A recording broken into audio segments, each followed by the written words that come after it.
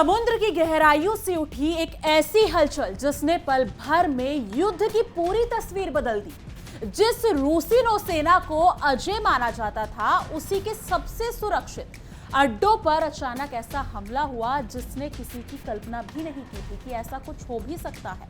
बिना किसी चेतावनी, बिना किसी शोर के पानी के नीचे से आया वार और एक खतरनाक रूसी पनडुब्बी बेकार हो गई। ये सिर्फ एक हमला नहीं था, ये संदेश था। युद्ध अब सतह पर नहीं, गहराइयों से लड़ा जा रहा है। बिल्कुल। नमस्कार दोस्तों, आप देख रहे हैं इंडिया डेली का डिजिटल प्लेटफॉर्म और मैं हूं आपके साथ तान्या त्यागी। नमस्कार, मेरा नाम है जिया कौशिक और आज हम इस बड़ी राजनीतिक और रणनीतिक खबर की शुरुआत हम एक ऐसे धमाके से कर रहे हैं जिसकी सिर्फ काला सागर का पानी नहीं हिलाया है जिसने, बल्कि वैश्विक सैन्य संतुलन की सोच को भी झकझोर दिया है। यूक्रेन ने रूस के दिल पर सीधा वार किया है जिया। ये अपने आप में एक धमाका नहीं है, यानी कि पूरे देश को हिलाकर रख दिया अगर देखा जाए तो, और वो भी एक समुद्र की गहराइयों से। ये हमला सिर्फ एक सैन्य ऑपरेशन नहीं, बल्कि एक राजनीतिक संदेश है। ताकत अब सिर्फ एक बड़े बेड़े और भारी जहाजों से नहीं, बल्कि तकनीक, हिम्मत और इरादे से तय होती है। जिस रूस को दुनिया नौसैनिक महाशक्ति मानती रही, उसी रूस की सबसे खतरनाक संपत्ति पर यूक्रेन ने इतिहास में पहली बार अंडर वाटर ड्रोन से हमला कर दिया है। ये वही यूक्रेन है जिसके पास आज नामात्र की नौसेना बची है, लेकिन फिर भी उसने रूस को उसके ही सुरक्षित माने जाने वाले ठिकाने पर चुनौती दे दी है जिया। बिल्कुल तान्या, यूक्रेनी अधिकारियों के मुताबिक ये हमला रूस के काला सागर में स्थित एक बेहद अहम नौसैनिक बेस पे किया गया, जहां रूस ने अपने जहाजों को यूक्रेनी हमलों से बचाने के लिए दोबारा तैनात किया था। तान्या, ये वही बंदरगाह है जहां रूस ने क्रीमिया से हटकर अपने कई युद्धपोत और पनडुब्बियां पहुंचाई थी। यूक्रेन की सुरक्षा सेवा SBU ने अपने सब सी बेबी अंडरवाटर ड्रोन के जरिए सीधे रूसी नौसेना के kilo classic diesel electric attack पनडुब्बी को निशाना बनाया और उसे पूरी तरह बेकार कर दिया। अभी अपने आप में कितना घातक हमला था, ये हम सब देख रहे हैं। रूस अब तक इस हमले पर चुप है और ये चुप्पी खुद बहुत कुछ कह जाती है। बिल्कुल, लेकिन जिया अब यहाँ पर एक अहम सवाल ये है, जिस हिसाब से हाल ही में इतने समझौते हुए हैं, लेकिन उसके बाद भी कोई फाइनल डिसीजन पर ना तो रूस निकल पाया है और ना ही यूक्रेन। क्योंकि वहां पर अगर देखा जाए तो ज़ेलेंस्की ने कहा है कि मैं अपने हिस्सों पर पुतिन का कब्जा नहीं होने दूंगा। अगर आज कुछ हिस्से दूंगा तो उसके बाद वो आगे डिमांड रखेंगे, इसलिए वो समझौते नहीं हो पा रहे हैं। तो इस पर क्या कहना चाहोगे जिया? क्या लगता है जिस हिसाब से इनकी बातचीत चल रही है, समझौते चल रहे हैं, ट्रंप की मध्यस्थता चल रही है, तो आगे क्या कुछ होगा? क्या ये युद्ध ऐसे ही चलता रहेगा या कहीं आकर इसमें पूर्ण विराम लगेगा या फिर नहीं? देखिए, इतने सालों से तो पूर्ण विराम अभी तक लगा नहीं है, लेकिन यूक्रेन भी अपने आप में ठीक कह रहा है कि अगर रूस ने आज इतने कब्जे ले लिए तो क्या गारंटी कि वो आगे नहीं मांगेगा। क्योंकि जो क्रीमिया की अगर बात करें, वो भी कभी यूक्रेन का था, उसे भी रूस ने ले लिया, उसके बाद आज वो फिर डिमांड कर रहा है। तो ये सेल्फ डिफेंस यूक्रेन चाहता है करवाना, लेकिन ये चीजें हो नहीं पा रही है। यूक्रेन पीछे नहीं हट रहा है, बिल्कुल, और ना ही रूस आगे से पीछे हट रहा है। बिल्कुल। ट्रंप उसमें मध्यस्थता जरूर निभा रहे हैं, दोनों तरफ से वो पक्ष लेने की कोशिश कर रहे हैं, लेकिन रूस और ज़ेलेंस्की का अगर हम बात करें यूक्रेन की,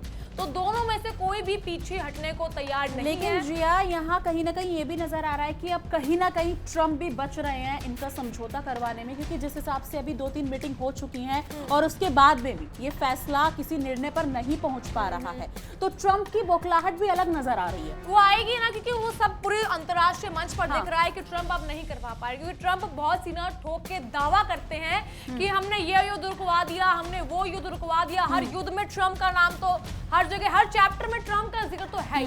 किसी भी युद्ध की बात कर लीजिए, हर जगह ट्रंप का नाम है। तो अब ट्रंप पे ये सवाल उठ रहा है कि आप तो बोल रहे थे रशिया यूक्रेन आप समझौता करवा देंगे, तो ये हो नहीं रहा, क्योंकि ना तो यूक्रेन मान रहा है ना रशिया मान रहा, तो ट्रंप इसलिए अपने आप में पीछे हट रहे हैं। बहरहाल इस ऑपरेशन का महत्व सिर्फ इसलिए नहीं है कि एक रूसी पनडुब्बी को नुकसान पहुंचा, बल्कि इसलिए है क्योंकि इतिहास में पहली बार हुआ है कि किसी अंडर वाटर ड्रोन ने किसी पनडुब्बी को निष्क्रिय किया। बिल्कुल, वीडियो फुटेज में साफ दिखता है कि कैसे तट के पास पानी के अंदर एक जोरदार विस्फोट होता है और वहां खड़ी पनडुब्बी और अन्य जहाज उसके प्रभाव में आ जाते हैं। एक एजेंसी के अकॉर्डिंग अगर हम देखा जाए या फिर कह लें कि रिपोर्ट्स के अकॉर्डिंग, तो बंदरगाह के लेआउट और तट के जरिए वीडियो की जगह की पुष्टि भी कर दी गई है। यानी ये कोई दावा नहीं है बल्कि पुष्टि किया हुआ सैन्य झटका है जो रूस की सुरक्षा व्यवस्था पर बड़ा सवाल खड़ा करता है। बिल्कुल तान्या, यूक्रेन के राष्ट्रपति जेलेंस्की के सलाहकार ने सोशल मीडिया प्लेटफॉर्म एक्स पर साफ शब्दों में कहा कि ये इतिहास का पहला ऐसा मामला है जब किसी अंडर वाटर ड्रोन ने किसी पनडुब्बी को निष्क्रिय किया हो।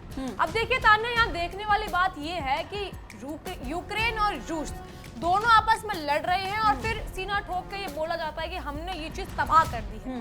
रूस की तरफ से भी यही है, यूक्रेन की तरफ से भी यही है। कुछ भी होता है तो वो सोशल मीडिया पे या कहीं भी जिक्र कर देते हैं कि हमने ये चीज तबाह कर दी है। मतलब कहीं से भी ये युद्ध खत्म होने वाली स्थिति में तो कहीं नजर नहीं आ रहा, जैसे कि ट्रम्प कहते हैं। क्यों तान्या? बिल्कुल, लेकिन जिया कहीं ना कहीं ये नजर आ रहा है हर सुबह हर देश हर नागरिक की इसी खबर से होती है कि कहीं ना कहीं रूस यूक्रेन के युद्ध पर पूर्ण विराम लगने वाला है। लेकिन उसी बीच किसी अधिकारी का, किसी मिनिस्टर का, किसी प्राइम मिनिस्टर का या फिर किसी प्रेसिडेंट का बयान सामने आ जाता है, उससे और हलचल पैदा हो जाती है। यानी कि ये नजर आता है कि पूर्ण विराम अभी नहीं लगने वाला। बिल्कुल, देखिए ये बयान सिर्फ जानकारी नहीं था बल्कि राजनीतिक चेतावनी भी है। यूक्रेन ये साफ कर रहा है कि उसके पास भले ही बड़ा नौसैनिक बेड़ा ना हो, लेकिन उसकी रणनीति, उसकी तकनीक और उसका इरादा रूस जैसे देशों को भी पीछे हटाने पर मजबूर कर रहा है। यही वजह है कि रूस को पहले ही अपने काला सागर बेड़े को सेवास्तोपोल से हटाना पड़ा। बिल्कुल, यूक्रेनी सुरक्षा एजेंसी का कहना है कि जिस पनडुब्बी को निशाना बनाया गया वो उन जहाजों में शामिल थी जिन्हें रूस को क्रीमिया से हटाकर दक्षिणी रूस के बंदरगाह पर लाना पड़ा था। यह अपने आप में रूस की मजबूरी की कहानी है। जिस क्रीमिया को वो अपनी मजबूत ढाल मानता था, यानी कि जिस बंदरगाह को और जिस क्रीमिया को उन्होंने अपनी मजबूत ढाल माना था, वहां उसके जहाज सुरक्षित नहीं है। यूक्रेन लगातार समुद्री ड्रोन और मिसाइलों के जरिए रूसी काला सागर बेड़े को परेशान कर रहा है और यह हमला उसी रणनीति की सबसे बड़ी कड़ी बनकर सामने आया है। जिया बिल्कुल, देखिए ये रूसी पनडुब्बी कोई साधारण जहाज नहीं थी। बिल्कुल, यूक्रेनी अधिकारियों के मुताबिक ये किलो क्लास पनडुब्बी कम से कम 4 कैलिबर टाइप क्रूज मिसाइल ले जाने में सक्षम थी। बिल्कुल, अब देखिए अपने आप में कितनी बड़ी बात है कि कितनी बड़ी अंदाजा लगा सकते हैं तान्या हम कि कितनी बड़ी पनडुब्बी होगी और वो ड्रोन किस ड्रोन से इस पर हमला करा होगा, वो कैसा विशाल हमला होगा। पूरा समुद्र हिल गया होगा, कुछ तबाह हुआ होगा वहां पर, पूरा समुद्र हिल गया होगा इससे। इन्हीं मिसाइलों का इस्तेमाल रूस ने हाल ही के महीनों में भी यूक्रेन के पावर ग्रिड पर बड़े हमलों के लिए किया था तान्या, जिससे आम नागरिकों को भारी नुकसान उठाना पड़ा। ऐसे में इस पनडुब्बी का निष्क्रिय होना सिर्फ सैन्य नुकसान नहीं बल्कि रूस की हमलावर क्षमता पर भी सीधा प्रहार है। बिल्कुल जी हाँ, यूक्रेनी नौसेना के प्रवक्ता दिमित्रो ने इसे यूक्रेन और रूस के बीच जारी युद्ध में एक टर्निंग पॉइंट बताया है। उनका कहना है कि पनडुब्बी को निशाना बनाना सबसे मुश्किल सैन्य अभियानों में से एक होता है और इस ऑपरेशन ने नौसैनिक युद्ध को देखने का नजरिया बदल दिया है। उन्होंने ये भी कहा कि रूस के लिए इस पनडुब्बी की मरम्मत करना बेहद मुश्किल होगा क्योंकि ये काम पानी के ऊपर करना पड़ेगा, जिससे जहाज फिर से हमले की जद में आ जाएंगे। एक रिपोर्ट में साफ कहा गया है कि इस एक दिन ने समुद्री युद्ध की संभावनाओं की पूरी परिभाषा बदल के रख दी है। बिल्कुल जी, और बदली जाए भी क्यों ना, क्योंकि अगर इतना बड़ा धमाका होगा तो ऑब्वियस सी बात है कि वहाँ कितनी चीजें इधर से उधर हलचल पैदा हुई होगी, वहाँ के समुद्र में आग का गुब्बारा एकदम उठना, कितनी चीजें अफेक्ट हुई होंगी वहाँ पर। देखिए ये बयान सिर्फ सैन्य विश्लेषण नहीं बल्कि राजनीतिक संदेश भी है कि अब ताकतवर दिखने वाले देश भी पूरी तरह सुरक्षित नहीं रहे हैं तान्या। यूक्रेन ने ये दिखा दिया कि सीमित संसाधनों के बावजूद अगर राजनीति सटीक हो तो दुश्मन के सबसे सुरक्षित ठिकाने भी कमजोर हो सकते हैं। बिल्कुल, और यही से इस खबर का राजनीतिक असर शुरू होता है। ये हमला सिर्फ रूस के लिए नहीं बल्कि उन सभी देशों के लिए चेतावनी है जो आज भी पुराने सैन्य घमंड में जी रहे हैं। यूक्रेन ने बता दिया है कि युद्ध का स्वरूप बदल चुका है। ये वही सच्चाई है जिसे पाकिस्तान जैसे देश अक्सर नजरअंदाज करते हैं, जो बड़ी बड़ी बातें तो करते हैं लेकिन असली रणनीतिक क्षमता के नाम पर सिर्फ दिखावा करते हैं। देखिए, पाकिस्तान की हरकतें और उसकी नापाक सोच दुनिया से छुपी नहीं है। बिल्कुल जी हाँ। लेकिन यूक्रेन का ये ऑपरेशन ये दिखाता है कि सिर्फ शोर मचाने से नहीं बल्कि तकनीक और तैयारी से युद्ध लड़ा जा सकता है। रूस जैसी ताकत को जब यूक्रेन समुद्रों की गहराइयों में झटका दे सकता है तो ये साफ है कि खोखले दावे करने वाले पोल खुलने में देर नहीं लगाते हैं। ये हमला उन सबके लिए आईना है जो पर्दे के पीछे रहकर चाले चलते हैं। क्यों तान्या? बिल्कुल, जैसे कि हम पाकिस्तान को देख सकते हैं, हालिया उनके इतने सारे बयान सामने आए हैं और उसके बावजूद भी उनकी खोखलीपंती अलग ही नजर आती है। उनके बयानों में ले लो, उनके एक्शन में ले लो, या फिर वो जो यूएन में जाकर बड़े बड़े दावे करते हैं और वो कंट्री पर एक भी एक्शन नजर नहीं आता है उनका। बहरहाल यूक्रेन के पास आज लगभग कोई पारंपरिक नौसैनिक बेड़ा नहीं बचा है, फिर भी उसने रूस के काले सागर बेड़े को लगातार परेशान किया है। ये तथ्य अपने आप में बहुत बड़ा है। ये बताता है कि युद्ध सिर्फ संख्या और हथियारों का नहीं बल्कि सोच और रणनीति का खेल है। रूस को अपने जहाजों को बार बार हटाना पड़ा और अब उसकी पनडुब्बी तक सुरक्षित नहीं रही। बिल्कुल, देखिए, समय का चक्र है, एक बार पलटता है तो सब कुछ पलट के रख देता है। इस पूरे घटनाक्रम में रूस की चुप्पी भी बेहद अहम है तान्या। हाँ, अभी तक रूस ने कुछ नहीं बोला है। इतना बड़ा धमाका होना, पुतिन कैसे शांत रह सकते हैं? पुतिन कैसे शांत है? पुतिन की बात छोड़े, ट्रंप कैसे शांत है इन सब चीज में? क्योंकि इतना ट्रंप की तो आदत पड़ गई है हर जगह टांग घुसाने की। बहरहाल अब तक रूस की ओर से इस हमले पर कोई भी आधिकारिक टिप्पणी नहीं आई है और कई बार राजनीतिक भाषा में चुप्पी सबसे बड़ी खतरा, अगर हम बोलें तो खतरा हो सकती है। ये चुप्पी बताती है कि झटका गहरा है, नुकसान बड़ा है और जवाब फिलहाल तैयार नहीं है। लेकिन जी हम यहाँ ये भी कह सकते हैं, क्या पता कुछ बड़े हमले की तैयारी की जा रही है। पुतिन अगर शांत हैं, इतने सहमे हुए हैं और ट्रंप की तरफ से भी कोई आधिकारिक बयान नहीं आया है, तो ये भी हो सकता है कि किसी बड़े प्लान की तैयारी चल रही हो सकता है, क्योंकि पुतिन तो सुनते भी नहीं है किसी की। अगर ट्रंप अगर बात करी जाए, ट्रंप का अगर जिक्र तो होता ही हर चीज में, ट्रंप बोलेंगे भी तो पुतिन क्या पता वो दो टुक जवाब देने की तैयारी में हो। अगर हम बात करें तान्या, तो ट्रंप हर जगह बोल रहे हैं कि हमने दावा करा, पर कोई भी नहीं सुन रहा है। भारत के टाइम पे दावा किया था, भारत ने भी नहीं सुनी थी। अभी थाईलैंड, कंबोडिया में भी यही हुआ है कि थाईलैंड ने नकार दिया गया है। ऐसे दावे तमाम, अगर ट्रंप की बात करें तो वो करते रहते हैं। बिल्कुल, बहरहाल यूक्रेन द्वारा जारी किया गया वीडियो फुटेज इस हमले को सिर्फ दावा नहीं रहने देता बल्कि उसे ठोस सच्चाई में बदल देता है। पानी के भीतर हुआ धमाकेदार, तट के पास खड़े जहाज और पनडुब्बी, सब कुछ साफ दिखाई देता है।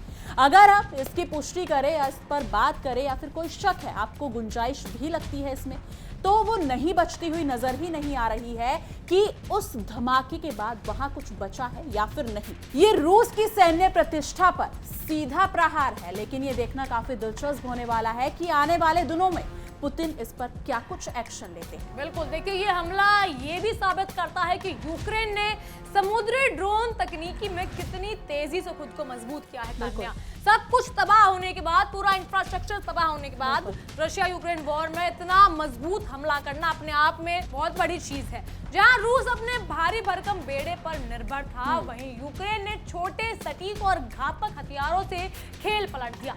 ये रणनीति आने वाले समय में कई देशों के लिए सैन्य सोच को बदलने वाली है तान्या। बिल्कुल, आज की दुनिया में ये सवाल और भी जरूरी हो गया है कि कौन सच में तैयार है और कौन से बयानबाजी कर रहा है। यूक्रेन ने बिना शोर मचाए इतिहास रच दिया और रूस को जवाब देने की हालत में छोड़ दिया है।